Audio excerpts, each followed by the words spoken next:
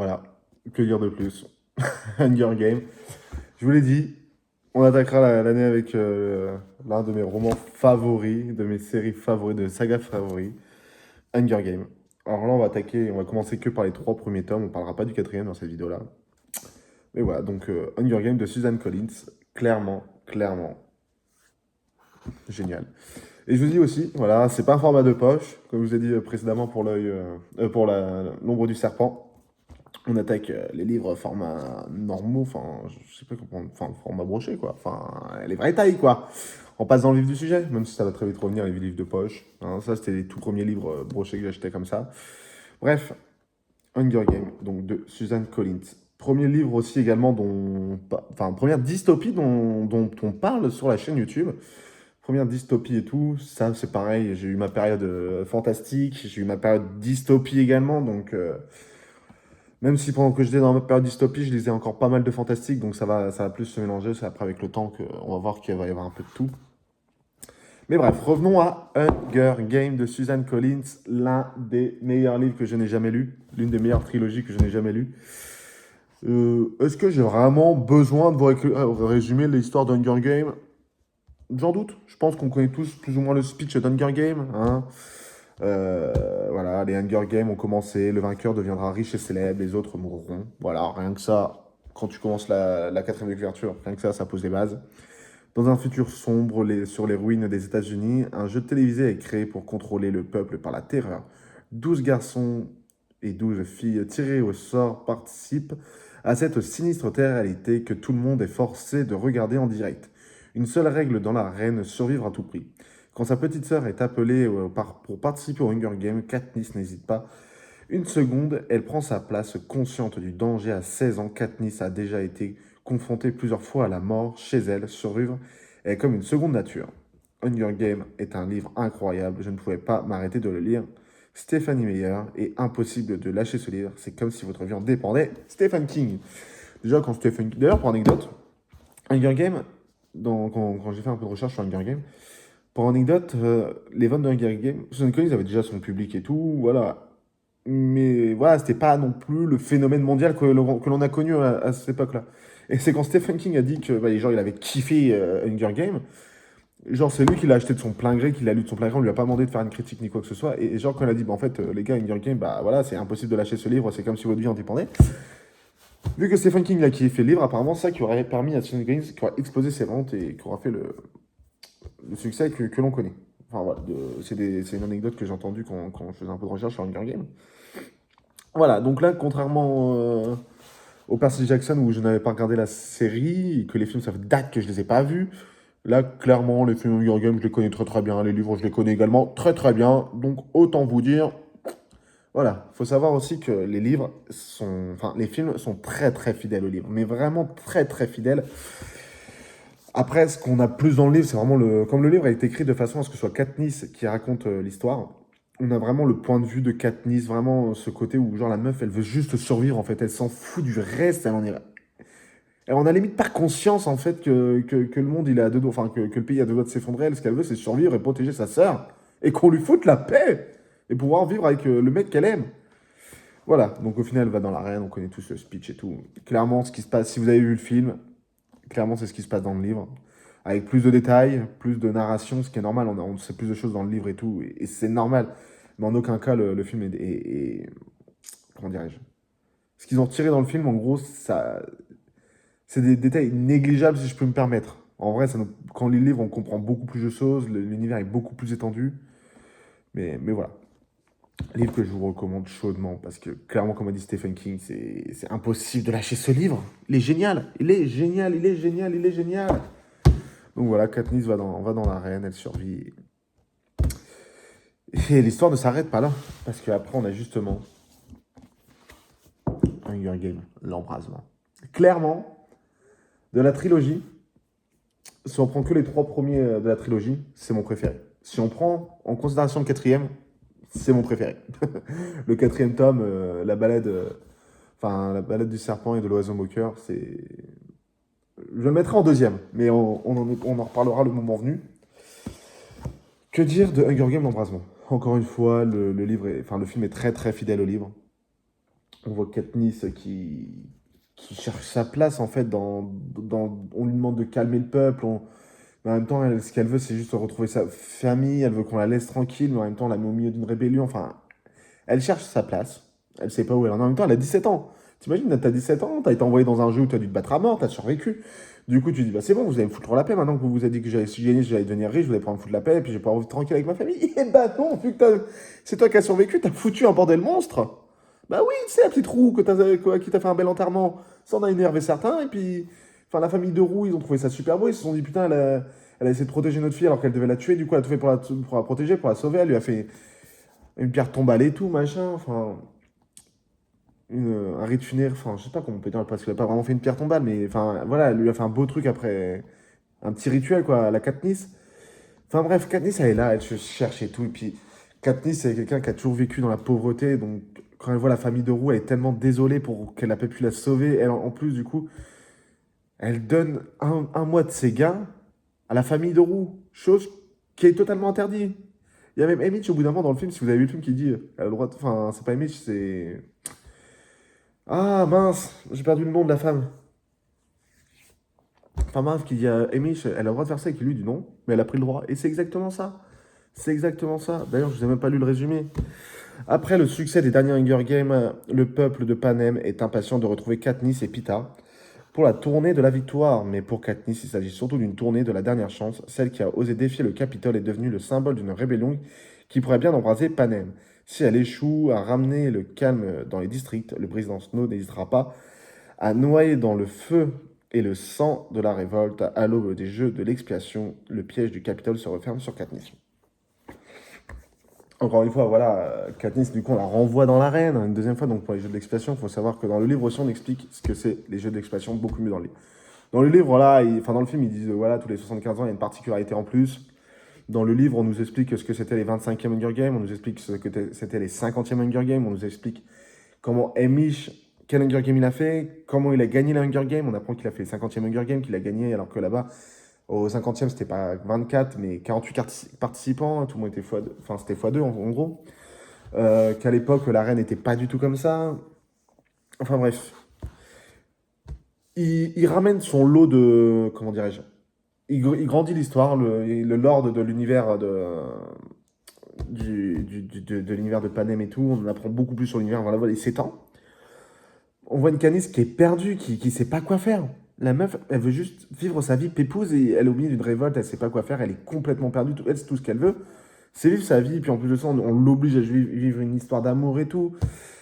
Enfin voilà, on a vraiment le côté tiraillé de Katniss que l'on n'a pas dans les films. Clairement, dans le livre, on ressent plus parce qu'elle est là, elle aime Pita, mais Pita, il dit non, tu m'aimes pas parce que si tu m'aimerais, t'aurais réagi comme ça. Et là, tu as réagi comme ça, donc ça prouve que tu préfères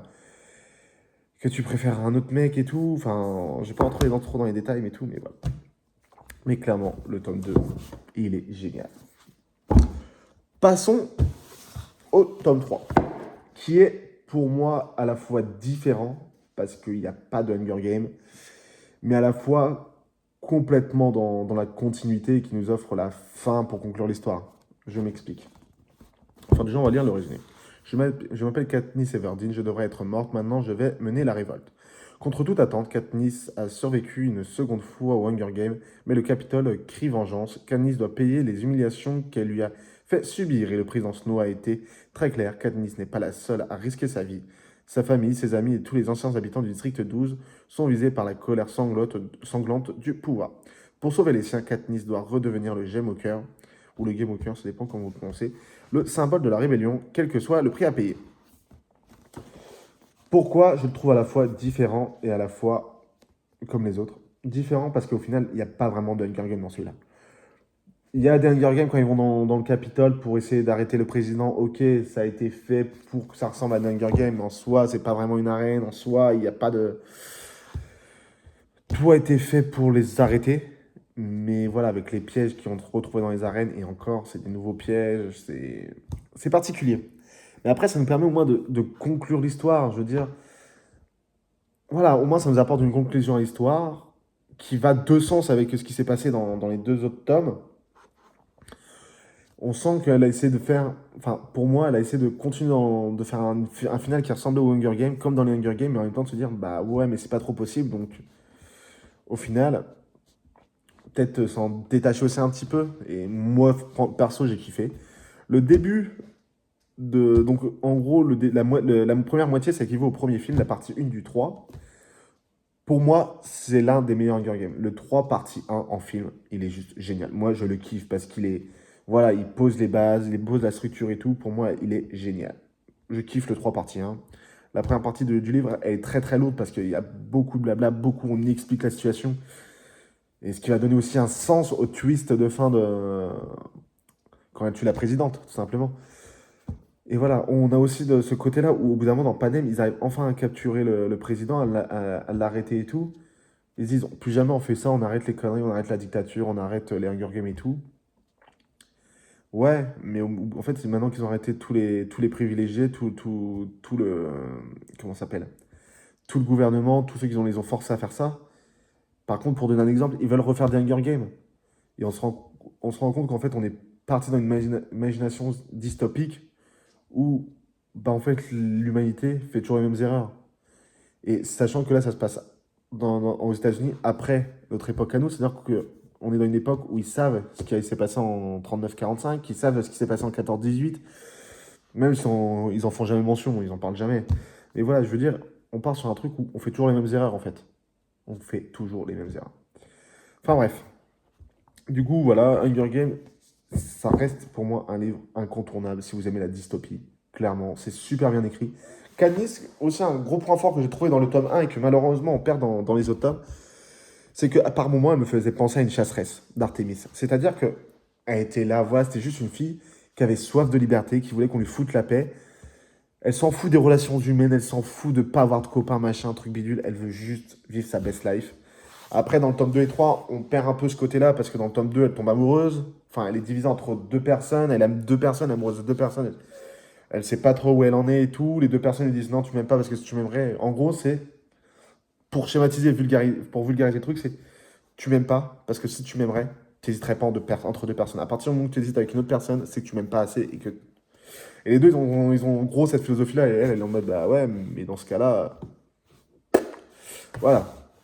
Au final, elle finit quand même par tomber plus amoureuse de l'un que de l'autre.